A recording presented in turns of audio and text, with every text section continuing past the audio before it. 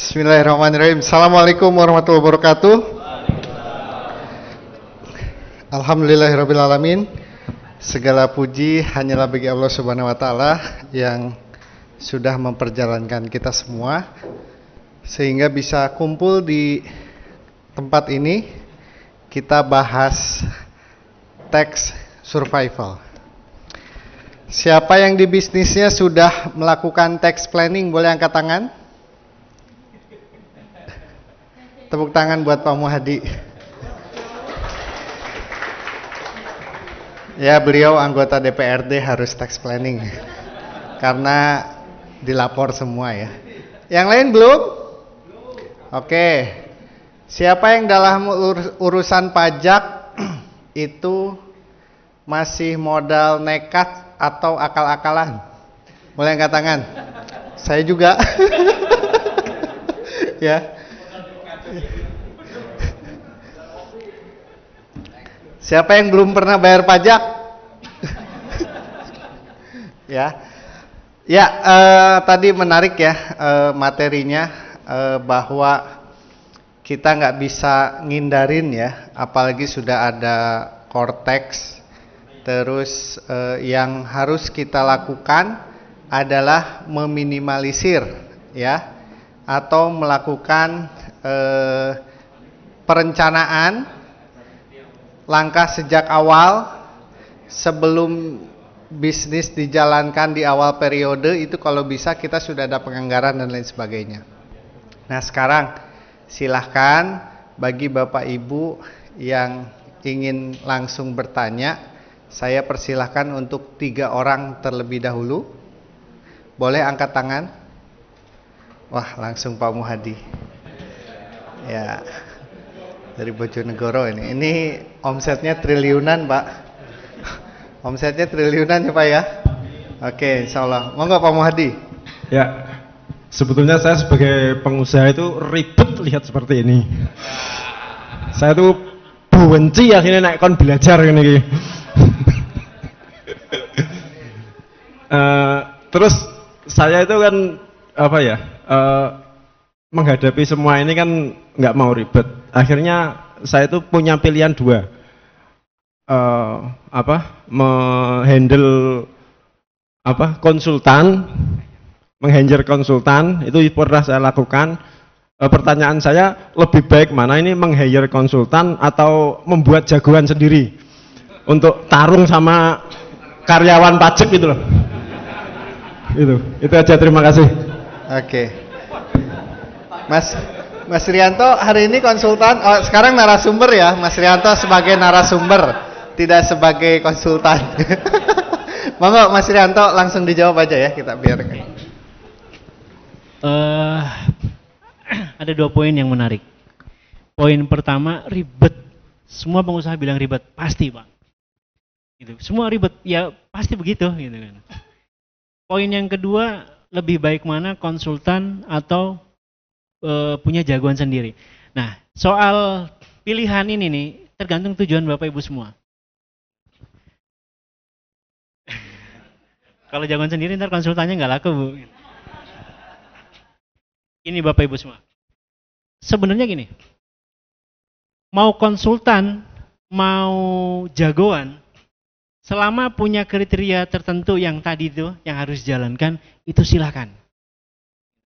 Tetapi memang ya untuk mendapatkan jagoan juga, untuk yang jagoan yang berpengalaman agak sulit juga dengan sekarang, situasi sekarang.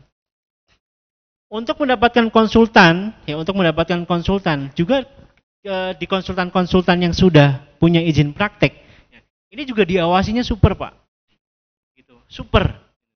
Dan pengalaman di lapangan gini Bapak Ibu semua. Saya sebagai konsultan, misal ya, hari ini saya sebagai narasumber. Saya sebagai konsultan. Biasanya pengusaha itu gini, saya nggak mau bayar pajak sekian, saya mau bayar pajaknya sekian. Pasti konsultan akan bertanya, dan biasanya dia kan nggak akan mau Pak. Silahkan Bapak tentukan laporan keuangannya sendiri, tugas saya hanya melaporkan. Harusnya begitu. Kalau konsultan yang sesuai dengan standar ya. Tapi dia akan mengarahkan, nanti resikonya seperti ini. Ketika diakuin sebagai, di dalam laporan keuangan Bapak Ibu semua, pajak sekali lagi nih. Dua hal yang tidak boleh, yang Bapak Ibu harus ingat adalah pajak itu adalah ekor. Oke? Pajak itu adalah ekor, kepalanya adanya di accounting. Accounting itu menghasilkan yang namanya laporan keuangan. Pajak itu ngikut kepala. Jadi kalau accountingnya laba ruginya misalnya labanya 100, ya maka pajaknya bayarnya dari laba 100 itu Bapak Ibu. Kalau mau mengecilkan pajak, ya biasanya labanya itu yang akan dikecilkan. Bagaimana cara mengecilkan laba? Itu biasanya di beban. Membesarkan beban biar labanya itu kecil. Ketika labanya kecil, pajaknya pun itu akan kecil.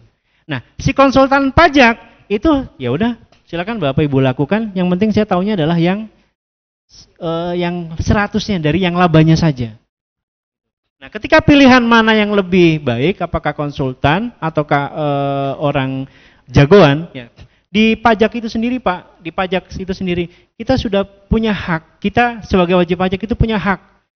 Karyawan pun bisa mendampingi wajib pajak ke AR atau petugas pajak, itu boleh, pakai surat kuasa. Konsultan pajak pun bisa. Jadi tidak ada perbedaan antara jagoan sama konsultan pajak. Yang membedakan adalah pengalaman saja.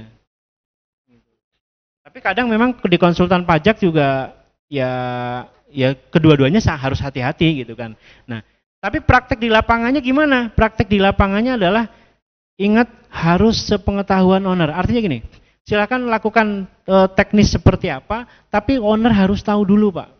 Arahnya mau seperti apa, kepenginnya bagaimana, itu harus tahu. Kenapa? Harus tahu resikonya. Ketika maaf ya, ini bahasa saya agak kasar, ya, agak tax evasion. Itu tujuannya biar jelas saja, tidak ditutup-tutupin. Kan tadi sudah disampaikan, pendapatan sekian, bebannya dinaikin biar labanya kecil. Ketika labanya kecil, pajaknya kecil. Nah, Bapak Ibu sebagai kepala perusahaan, ya, business owner, itu harus tahu yang dibesarkan apanya. Oh, HPP-nya dibesarkan. Nah, ketika harus tahu HPP-nya dibesarkan, ada nggak bukti transaksinya? Sesuai nggak dengan proses bisnisnya? Accounting-nya bagaimana? Itu minimal tahu Bapak Ibu semua. Baik yang mengerjakan konsultan pajak ataupun jagoan atau orang tangan kanan kita. Itu Bapak Ibu semua. Jadi kembali lagi ke tujuannya. Ya, kalau tujuannya kan banyak apa ya, agak dilematis sih sebenarnya.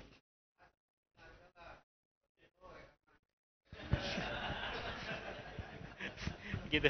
Jadi pilihannya terserah Bapak Ibu semua, boleh jagoan, boleh konsultan pajak. Kedua-duanya boleh memiliki hak untuk mewakili Bapak Ibu di petugas pajak. Pertanyaan berikutnya, silakan Pak Widodo. Mic-nya tadi, mic-nya.